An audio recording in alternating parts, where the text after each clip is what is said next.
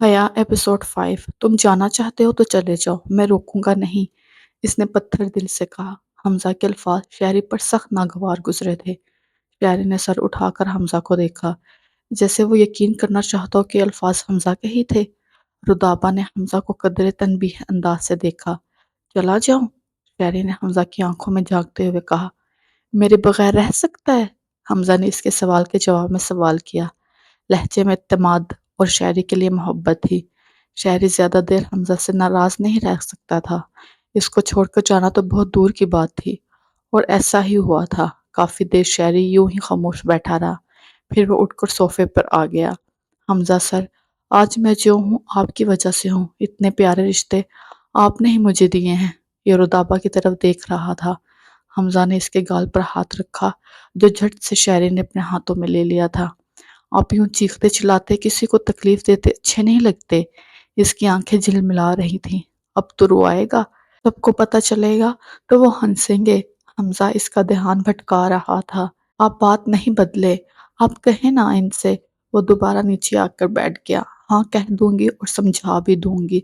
तुम फिक्र नहीं करो, बस भाई का ख्याल रखा करो। रुदाबा ने शहरी के सर पर प्यार दिया। अब चलो शाबाश, उठो और गले लगाओ भाई को। आप इनसे कहें कि पहले दोबारा यूं नहीं करेंगे। और आप डांटे भी तो, आपने तो इनको कुछ भी नहीं कहा। वो सही कह रहा था। रुदाबा जब से आई थी वो शहरी को ही समझाए जा रही थी। इसने एक बार भी हमजा से इसके रवैये की वजह नहीं जानना चाही। समझाऊंगी भी और डांटूंगी भी, लेकिन अच्छा थोड़ी लगता है छोटे भाई के सामने इसे डांटूं। हाँ, अब शाबाश उठो। वो शहरी को पिचका रही थी। हमजा बकायदा इसके बदलते तासुरात का जायजा ले रहा था। शहरी मुंह बनाए बैठा था और अब बात करते वो हमजा को भी अपनी खफगी दिखा रहा था। मुझे पता है आप इनकी साइड पर ही हैं। वो भी मुंह बना कर बैठा था। अब तुम खड़े होते हो कि नहीं? रुदाबा ने इसे डांटा। मुझे डर लगता है। पहले आप इनसे कहें कि ये मुस्कुराएं। शहरी इतनी जल्दी कहाँ मानने वाला था। हमजा भाई मुस्कुरा दो मेरे बच्चे के लिए। रुदाबा ने हमजा को देखते हुए कहा। खड़ा हो ड्रामेबाज। हमजा रुदाबा से अलग होकर खड़ा हो गया था और हाथ से शहरी को भी खड़े होने का इशारा किया। आइंदा आपने यूं किया तो मैं बात नहीं करूंगा आपसे। वो भी खड़ा हो गया था। अब वो एक दूसरे के गले लगे खड़े थे। रुदाबा खड़ी हो चुकी थी। इसने अपने फोन में दोनों my body loves this Hamza Hamza से अलग होते शहरी ने इसे बताया। लेकिन हमजा जानता था कि वो ऐसा नहीं था। असल हमजा वही था जिसे वो रात देख चुका था, जिसकी तकलीफ इतनी थी कि वो किसी से मिलना नहीं चाहता था, लेकिन काम ऐसा कि वो खुद को कमरे में बंद करके नहीं बैठ सकता था। लोगों में बैठा वो एक संजीदा और धीमी तबीयत का मालूम होता था, लेकिन इसके माजी का शोर इसे रात की खामोशी में हर रात मारता था और हर सुबह वो पुरसुकून हमजा बनकर कमरे से बाहर निकलता। क्या मासी अभी भी आपको इस तरह फोटोग्राफी का शौक है? शायरी ने अपनी और हमजा की तस्वीर देखते हुए कहा। हमजा अपने ख्यालों से बाहर आया। अपने बच्चों को ऐसे एक दूसरे से मोहब्बत करते देखकर कौन सी माँ खुश नहीं होती। वो अब हमजा को दोबारा प्यार कर रही थी। बच्चों को, ये कहें कि सिर्फ हमजा सर को।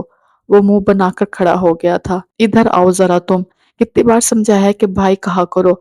रुदाबा ने शहरी का कान खींचा। अच्छा अच्छा, दर्द हो रहा है, छोड़ दे। वो दर्द से करा गुड बॉय। रुदाबा और हमजा के होंठों पर भी मुस्कुराहट फैल गई। रुदाबा हमजा की माँ की छोटी बहन थी। इसकी उम्र लगभग 39-40 की होगी, लेकिन अपने पहनावे ओढ़ने से वो 30-35 की ही लगती थी। पेशे से वो डॉक्टर थी और शादी भी इन्होंने डॉक्टर से ही की थी। हमजा हमेशा से ही रुदाबा के करीब रहा था। तभी हमजा को एक सुई भी चुभ जाती तो रुदाबा सब कुछ छोड़कर इसके पास आ जाती। वो अपनी हर बात हमजा से शेयर करती, हर मामले में इससे मशवरा लेती, और यही हाल हमजा का था। रुदाबा इसके लिए खाला से ज्यादा अच्छी दोस्त थी। अब भी वो सब कुछ छोड़कर रातों रात हमजा के पास आ गई थी। रुदाबा ने हमजा के लिए इसकी पसंदीदा खाना बनाया। वो तीनों अब डाइनिंग टेबल पर बैठे लंच कर रहे थे। सामने कुर्सी पर हमजा था और इसके दाहिने तरफ शहरी, और इसके सामने रुदाबा बैठी थी। मासी, आप यहीं क्यों नहीं रह जाती? ये शायरी था। क्यों, तुम मुझे मिस करते हो? रुदाबा को इससे किसी उल्टी बात की ही तवक्को थी। नहीं, हमजा भाई मिस करते हैं आपको। मैं भी करता हूँ, लेकिन जब भी अम्मा का बनाया फीका खाना खाना पड़ता है तब। इसने संजीदगी से कहा। रुदाबा मुस्कुराई। इस लड़की को भी बुला लेते। हमजा हया से इस लड़की पर आ गया था। किसको? रुदाबा हैरान हुई। حمزہ نے شہری کی طرف دیکھا، وہ اپنی پلیٹ پر جھکا ہوا تھا۔ شہری حیا کو بلا لو۔ جب اس نے سر نہیں اٹھایا تو حمزہ نے اس سے مخاطب کیا، وہ نہیں آئے گی۔ شہری نے اوپر دیکھے بغیر کہا، تو اندر ہی دے آؤ۔ حمزہ نے بظاہر لاپرواہی دکھائی، اندر بھی نہیں کھا سکتی۔ شہری بستور پلیٹ کی طرف دیکھ رہا تھا۔ حمزہ نے کچھ نہ سمجھتے ہوئے پہلے رودابہ پھر شہری کو دیکھا۔ میں نے اسے گھر سے نکال دیا ہے، کہنے والی رودابہ تھی۔ حمزہ کی آنکھوں میں حیرت تھی، منہ میں جاتی چمچ رک گئی تھی۔ اس نے ہاتھ نیچے گرایا، لیکن کیوں؟ جو کوئی میرے بچے کو تکلیف دے گا وہ یہاں نہیں رہ سکتا۔ رودابہ نے حمزہ کے گال کو پیار سے چھوا۔ ہاں ہاں، اس کے دماغ میں کوئی ہنسا تھا۔ ایک اور زندگی تمہاری وجہ سے تباہ ہو گئی۔ ہنسنے والے کی آواز آئی تھی۔ حمزہ کی چمچ پر گرفت مضبوط ہو گئی تھی۔ اس کے ہاتھ کی رگیں نمایاں ہوتی جا رہی تھی۔ اس کے چہرے کی سختی بڑھ گئی تھی۔ بھائی، شہری اس کے بدلتے تاثر دیکھ کر پریشان ہو گیا تھا۔ ہاں؟ حمزہ کو اپنے حلق میں کچھ اٹکتا محسوس ہوا۔ I think I am done۔ وہ کھانا یوں ہی چھوڑ کر چلا گیا تھا۔ رات کے 11 بج رہے تھے جب حمزہ اپنے کمرے میں آیا۔ سب کچھ سلیقے سے اپنی جگہ رکھا تھا۔ کوئی کہہ نہیں سکتا تھا کہ یہاں کل رات کوئی طوفان آیا تھا۔ رودابہ نے حمزہ کے بیسمنٹ سے آنے سے پہلے اسے تکلیف دینے والی ہر چیز ہٹا دی تھی، چاہے وہ بے جان تصویریں ہوں یا جیتی جاگتی حیا۔ لنچ کے بعد گھر سے نکلا وہ اب واپس آیا تھا۔ اس نے لائٹس آف کی ہوئی تھیں۔ روشن کمرے میں اسے کوفت ہوتی جا رہی تھی۔ اب اسے آئے 15 منٹ دروازے کے باہر کسی کے قدموں کی آہٹ پر اس نے آنکھیں بند کر کے چہرے پر بازو رکھ لیا۔ آنے والے نے دروازہ کھولا۔ بھائی، آپ سو رہے ہیں؟ حمزہ کچھ نہیں بولا۔ وہ دوبارہ آہستہ سے دروازہ بند کر کے واپس چلا گیا۔ حمزہ نے منہ سے بازو ہٹایا، دروازے کی طرف دیکھا۔ دروازہ بند دیکھ کر اس نے ایک گہرا سانس بھرا۔ حمزہ کی زندگی میں سب تھا، پیسہ، دولت، نام، پیار کرنے والے رشتے جو مشکل وقت میں اسے تھام سکے، لیکن وہ سب سے بھاگ رہا تھا، خود سے بھاگ رہا تھا۔ اگر حیا کو کچھ ہو گیا تو؟ یہ سوچ کر اس کے رونگٹے کھڑے ہو رہے تھے۔ وہ کس کس کو مارے گا؟ شاید سب کی لاشیں دیکھ کر اسے چین نہ تھا۔ کافی دیر وہ یوں ہی لیٹا چھت کو دیکھتا رہا۔ اب وہ فون پر کسی کا نمبر ملا رہا تھا۔ ہاں، کچھ پتا چلا؟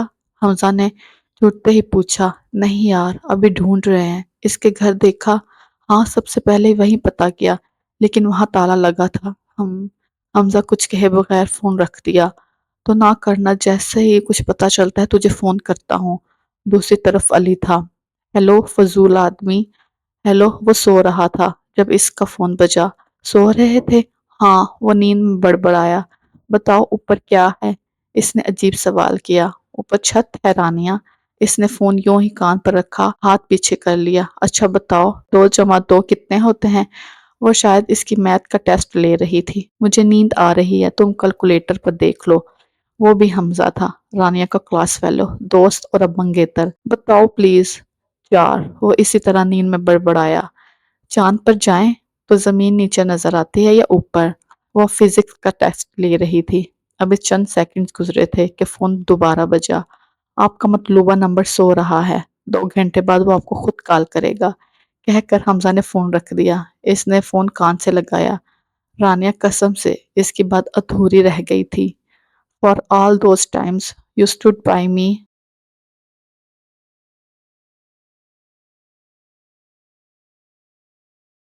Happy birthday to you, happy birthday to you, happy birthday to you پیارے لڑکے۔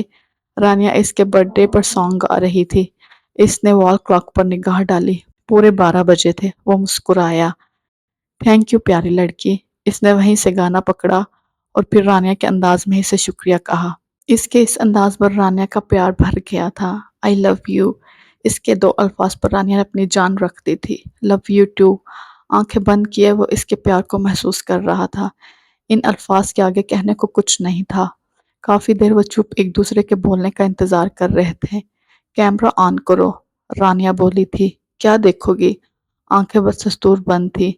تمہیں، لہجے میں پیار تھا۔ ویسا ہی ہوں۔ ہاں تو میں نے کون سا کہہ رہے ہیں کہ تمہارے سینگ اگائے ہیں؟ وہ بگڑی۔ حمزہ ہنسا۔ اچھا رکو۔ حمزہ نے کیمرہ آن کیا۔ حمزہ، وہ دھیمے سے بولی۔ جی جناب۔ حمزہ سیدھا ہو کر بیٹھ گیا تھا۔ میرا دل کر رہا ہے کہ میں اڑ کر تمہارے پاس آ جاؤں۔ آ جاؤ، وہ مسکرایا۔ اچھا چلو، سوچو میں تمہارے پاس ہوں۔ تکیا گود میں دبائے وہ بھی سیدھی ہو کر بیٹھ گئی۔ سوچ لیا۔ حمزہ کی مسکراہٹ گہری ہو گئی تھی۔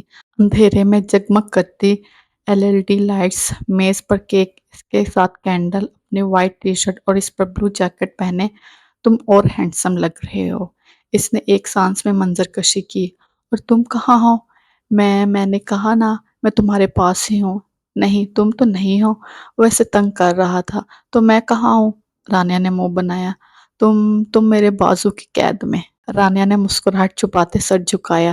وہ شرما رہی تھی۔ حمزہ بستطور اسے اپنی آنکھوں کے حصار میں لیے ہوئے تھا۔ اب بولو، حمزہ نے اسے چھیڑا۔ تم برے ہو، وہ سمجھ گئی تھی۔ حمزہ نے کہکا لگایا۔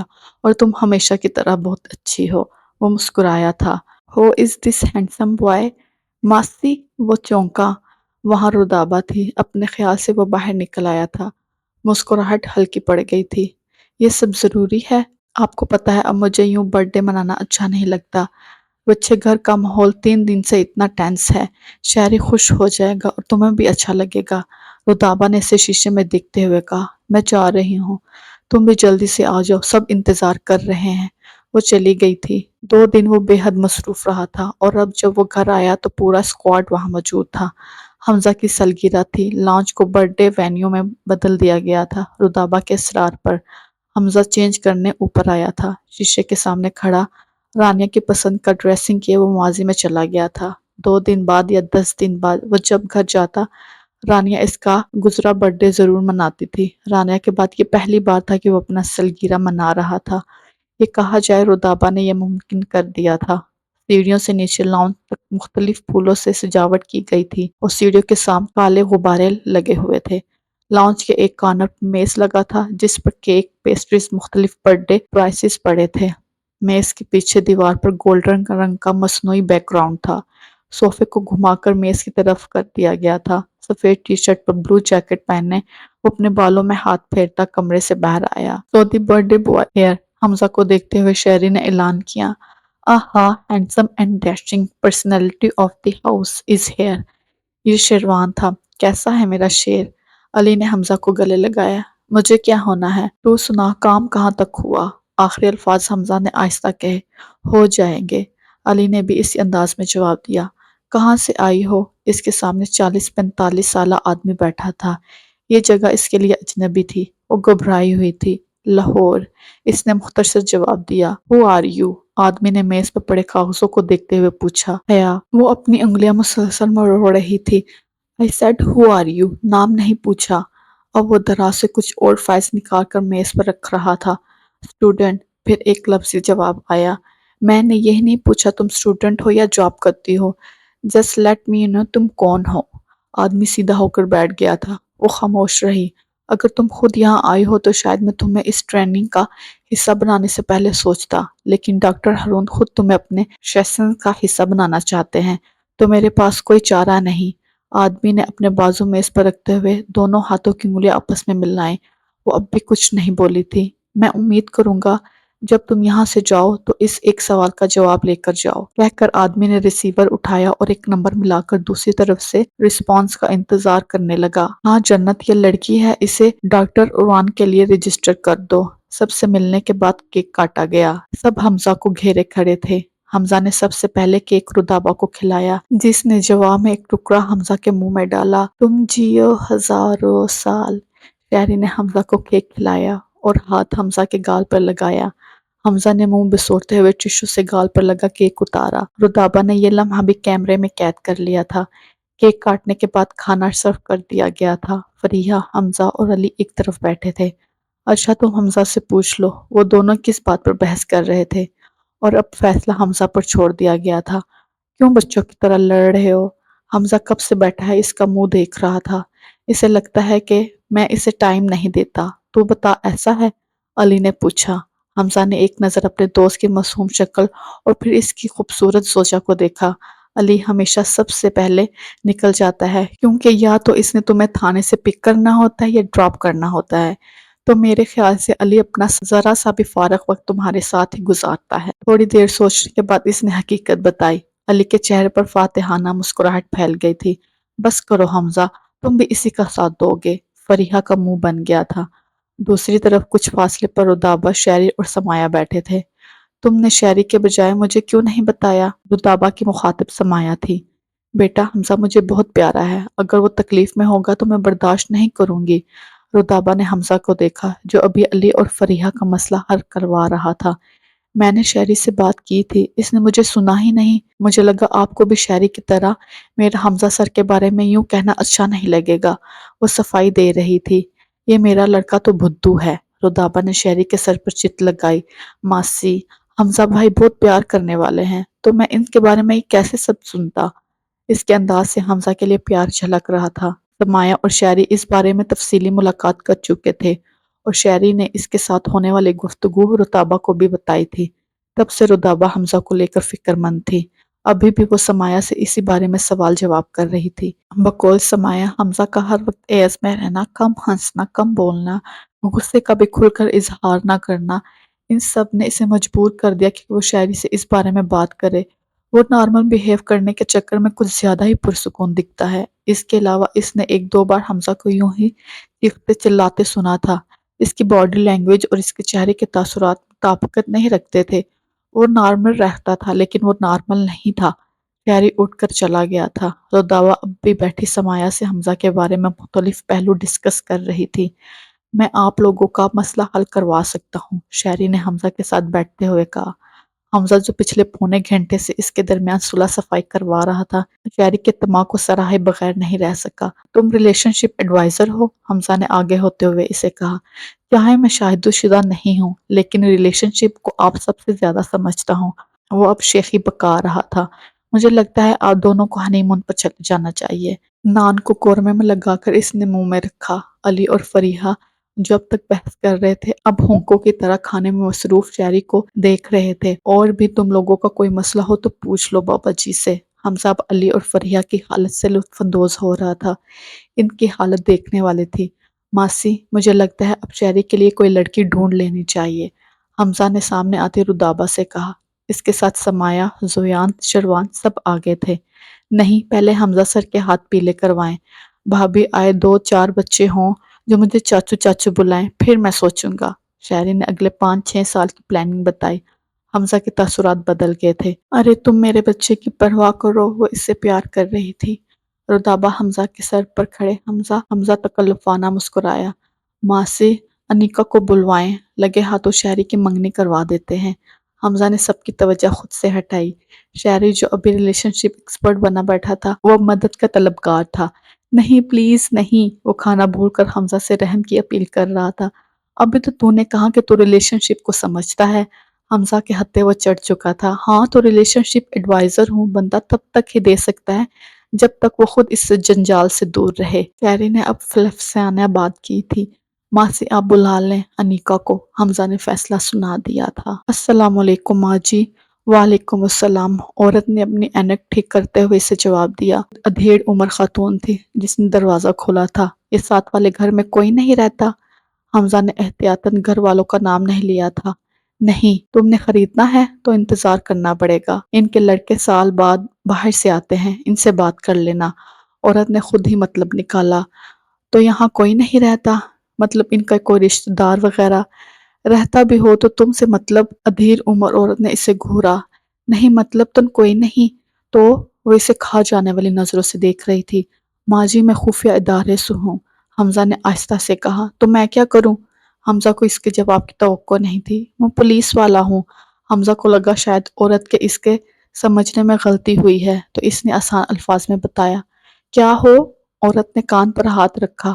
پولیس والا، حمزہ نے قدرے اونچا کہا۔ شکل سے تو تم کوئی گنڈے موالی لگتے ہو، عورت نے اب کیس کو نیچے سے اوپر تک دیکھتے ہوئے کہا۔ کچھ دیر یوں ہی حمزہ کھڑا اس عورت کو دیکھتا رہا۔ یہ کیا چیز ہے؟ حمزہ نے دل میں سوچا۔ گالیاں نکال رہے ہو مجھے؟ عورت نے اپنی اینک کے اوپر سے اسے دیکھا۔ گالیاں؟ حمزہ کو یاد نہیں آیا کہ کبھی اس نے ہوش حواس میں کوئی گالی دی ہو۔ بی بی ہمارے ساتھ تعاون کرے، وہ کسی عذاب میں پھنس گیا تھا۔ میں نہیں کرتی، کر لو جو کرنا ہے۔ ہاں؟ حمزہ اس عورت کی دیدہ دلیری پر حیران تھا۔ تم جیسے لڑکے یوں ہی آتے ہیں محلے کی عورتوں کو چھیڑنے۔ حمزہ کو خاموش دیکھ کر اس نے دوبارہ منہ کھولا۔ حمزہ کو لگا کسی نے اس کے سر پر کچھ گرا دیا ہے۔ کہیں تم فوزیہ کی لڑکی کو نکالنے تو نہیں آئے؟ پہلی بار میں نے اس کو یوں ہی جاتے دیکھا تھا۔ اس نے حمزہ کی گاڑی کی طرف اشارہ کیا۔ اور شکل سے بھی تم مسٹنڈے ہی لگتے ہو۔ عورت نے منہ بنایا۔ حمزہ کو اپنا سر گھومتا ہوا محسوس ہوا۔ ایسا کمپلیمنٹ اسے کبھی کسی نے نہیں دیا تھا۔ اماں کون ہے؟ حمزہ نے کچھ کہنے کو منہ کھولا تو پیچھے سے ایک آدمی نمودار ہوا۔ کس سے ملنا ہے آپ کو؟ آنے والے نے پوچھا۔ Hello, I am from intelligence. Hamza نے اسے اپنا کارڈ دکھاتے ہوئے ہاتھ بڑھایا۔ Can I help you? لڑکے نے اس کا بڑھا ہوا ہاتھ تھاما۔ یا آپ کے ساتھ والے بنگلے میں کوئی نہیں رہتا؟ حمزہ نے مطلب کا سوال کیا۔ رہتے تھے لیکن 1 مہینہ پہلے ان کی لڑکی کہیں غائب ہو گئی تھی۔ آدمی نے کہا۔ بڑھاپے میں باپ کی کمر توڑ دی منحوس ماری نے۔ بوڑھا بھی 2 دن بعد چل بسا۔ ادھیڑ عمر عورت بولی تھی۔ تو وہ لڑکی واپس نہیں آئی؟ اس نے لڑکے سے پوچھا۔ ارے کاہے کو آتی؟ کوئی واپس آنے کے لیے تھوڑی نہ گھر سے بھاگتا ہے۔ عورت منہ سے غرافات نکال رہی تھی۔ حمزہ کا اندازہ غلط نہیں تھا۔ ایسے کیسز میں 95% لوگ لڑکی کو قصوروار ٹھہراتے ہیں اور قبول کرنے کا تو سوال ہی پیدا نہیں ہوتا۔ اماں تو اندر جا، آدمی نے عورت سے جو غالباً ان کی اماں تھی کہا۔ ہاں ہاں جا رہی ہوں، پر یاد رکھیو یہی لڑکا فوزیہ کی لڑکی کو بھگائے گا۔ حمزہ کا دل چاہے وہ اپنا سر دیوار میں مار دے۔ معاف کیجیے گا، ان کا ذہنی توازن تھوڑا ٹھیک نہیں ہے۔ آدمی شرمندہ تھا۔ It's okay. وہ بڑا مشکل مسکرایا۔ Thank you. دوبارہ ہاتھ ملاتا وہ واپس گاڑی میں آ کر بیٹھ گیا۔ وہ اب پولیس اسٹیشن جا رہا تھا۔ حمزہ پولیس اسٹیشن گیا تاکہ وہ فریحہ سے حیات کی گمشدگی کے بارے میں ہوئی جانے والی پیش رفت پوچھ سکے۔ فریحہ وہاں نہیں تھی۔ پھر اس نے سوچا وہ علی سے مل لے، لیکن اس کا دل نہیں چاہا، وہ واپس آ گیا تھا۔ وہ لانچ میں بیٹھا ٹی وی چینل بدل رہا تھا جب رودابہ اپنے کمرے سے باہر آئی۔ جلدی آ گئے ہو تم؟ اپنے بال بن کی شکل میں باندھے ہوئے وہ حمزہ کے قریب آئے۔ جی۔ اس نے ٹی وی سے نظر نہیں ہٹائی تھی۔ تم پریشان ہو؟ وہ حمزہ کے ساتھ صوفے پہ بیٹھ گئی۔ نہیں تو۔ اس نے گردن موڑ کر رودابہ کو دیکھا اور پھر دوبارہ سیدھا ہو گیا تھا۔ میرا بچہ مجھ سے ناراض ہے؟ رودابہ نے پیار سے اس کے بالوں کو ہاتھ لگایا۔ نہیں، میں کیوں کسی سے ناراض ہوں گا؟ اس نے رودابہ کی طرف نہیں دیکھا تھا۔ وہ یوں ہی صوفے کے پشت پر ٹہنی ٹکائے اسے دیکھتی رہی۔ حمزہ کافی دیر یوں ہی اس کو دیکھنا اگنور کرتا رہا۔ ماسی، آپ ایک بار مجھ سے پوچھ تو لیتی۔ جب وہ رودابہ کو اور اگنور نہیں کر سک تو ان کی طرف مڑا۔ آپ نے حیا کو کیوں گھر سے نکال دیا؟ اب مجھ سے پوچھتی، بات کرتی۔ یہ باتیں تم مجھے آج کیوں کر رہے ہو؟ It's been a week now. وہ پرسکون تھی۔ تو کیا کروں میں؟ وہ بس دیکھ رہا تھا۔ تمہیں اس کی پرواہ ہے؟ رودابہ سنجیدہ تھی۔ مجھے اس کی پرواہ نہیں ہے، لیکن میں اس کو وہاں سے نکال کر لایا تھا۔ اس سے نکاح کیا تھا میں نے۔ اس نے نکاح پر زور دیا تھا۔ اس دس نکاح از میٹر یو؟ رودابہ نے اس کی سنجیدگی سے کہا۔ ماسی، بات نکاح کی نہیں ہے، بات اس کی تحفظ کی ہے جو اس گھر نے اسے دیا تھا۔ وہ صفائی دے رہا تھا۔ ایسے کیا گھور رہی ہو؟ حیا جب اسے کافی دیر یوں ہی دیکھتی رہی تو رودابہ نے اسے کہا تھا۔ دیکھ رہی ہوں کیسے ہمیشہ بے بس لوگوں کا فائدہ اٹھایا جاتا ہے۔ مجھے یوں در بدر کے دھکے دلوانے تھے تو وہیں چھوڑ آتا۔ وہ مجھے یہاں کیوں لا کر نکاح کا تماشا لگانے کی کیا ضرورت تھی؟ اس کی آواز اونچی تھی۔ ماسی، آپ سے بات کر رہا ہوں میں۔ حمزہ نے اسے ہلایا۔ ہاں، وہ چونکی۔ رودابہ کے آنے سے حمزہ خوش تھا، لیکن ان کا یوں حیا کو نکال دینا اس سے اچھا نہیں لگا تھا۔ وہ پریشان تھا۔ ماسی، اس کا گھر نہیں ہے کوئی، اور وہ بیوی ہے میری۔ اس نے آخری الفاظ منہ میں بڑبڑائے۔ رودابہ نے سن لیا تھا۔ حمزہ، اگر کوئی تمہیں تکلیف دے گا تو میں اسے کبھی اس گھر میں برداشت نہیں کروں گی۔ شہری کو جب تم لائے میں نے ہمیشہ اسے تمہاری طرح چاہا، لیکن تم اس سے پیار کرتے ہو۔ رہی بات حیا کی، اس نے تمہیں ہرٹ کیا تھا، تم اسے ڈس لائک کر رہے تھے تو میں کیسے اسے اپنا لیتی؟ میرے بچے کو تکلیف دینے والے کو میں کیسے گھر میں رکھوں؟ رودابہ کا لہجہ سخت ہو گیا تھا۔ ماسی ماسی ماسی۔ حمزہ کا خود پر کنٹرول ختم ہو رہا تھا۔ ہاں، میں ہی ذمہ دار ہوں۔ میرے رویے نے آپ کو مجبور کیا۔ وہ میری ذمہ داری تھی، میں لایا تھا اسے۔ اس کا لہجہ معمول سے مختلف تھا۔ رودابہ پہلی بار اسے یوں اپنا آپا کھوتے دیکھ رہی تھی۔ وہ اپنا اکھڑتا سانس بحال کر رہا تھا۔ وہ رودابہ کی گود میں سر رکھ کے لیٹ گیا۔ ماسی، پتہ نہیں وہ کہاں ہوگی۔ وہ گھر نہیں گئی۔ اگر دوبارہ وہ غلط ہاتھوں میں لگ گئی تو میرا بچہ سب ٹھیک ہو جائے گا۔ وہ اس کے بال سہلا رہی تھی۔ 1 ہفتے بعد رودابہ نے اسے حیا کو لے کر فکر مند ہوتے دیکھا تھا۔ اس بیچ پتہ نہیں وہ کیسے یہ سب اپنے دل میں رکھے بیٹھا تھا۔ رودابہ کو اب سمایا کی کئی باتوں پر اور یقین ہو گیا تھا۔ وہ ویسا نہیں تھا جیسے سب کو نظر آ رہا تھا۔